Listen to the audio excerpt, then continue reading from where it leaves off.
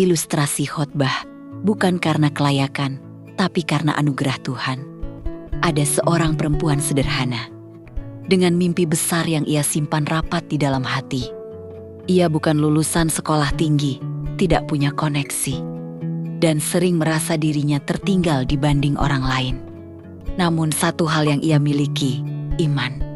Setiap malam, ia melangitkan harapannya kepada Tuhan dalam doa yang sederhana. Kadang disertai air mata. Hari demi hari ia jalani dengan usaha yang tidak sedikit. Ia mengirim lamaran ke banyak perusahaan, puluhan, bahkan mungkin lebih. Berkali-kali ia sampai di tahap akhir seleksi, tetapi selalu gagal.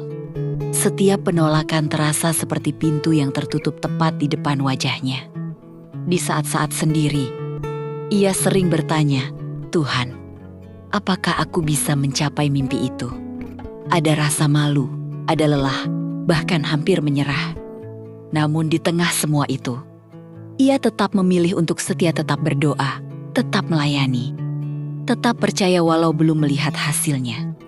Waktu terus berjalan, hingga ia hampir mendekati batas usia untuk sebuah seleksi pekerjaan di lembaga negara. Secara manusia, peluangnya terlihat kecil. Pendidikan tidak tinggi, usia hampir lewat, pengalaman biasa saja. Namun di titik itulah sesuatu yang tidak terduga terjadi. Tuhan membuka jalan yang tidak pernah ia bayangkan. Ia diterima bekerja di lembaga negara dengan posisi yang bahkan tidak pernah berani ia impikan sebelumnya. Bukan hanya sekadar diterima, tetapi ditempatkan di posisi yang membuat banyak orang terheran-heran. Orang-orang yang dulu meremehkan mulai kagum, yang dulu memandang rendah kini memuji.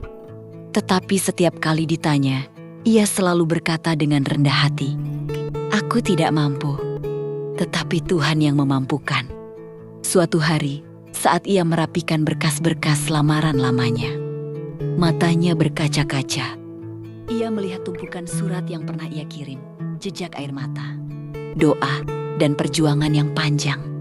Disitulah ia sadar, semua penolakan itu bukan kegagalan, melainkan proses Tuhan membentuk dan menuntunnya ke tempat yang tepat.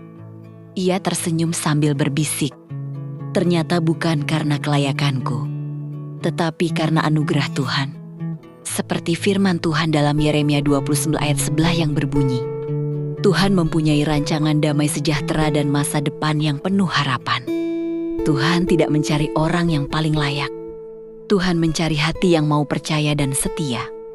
Karena pada akhirnya, bukan kemampuan kita yang menentukan hasil, tetapi anugerah Tuhan yang menggenapi segalanya.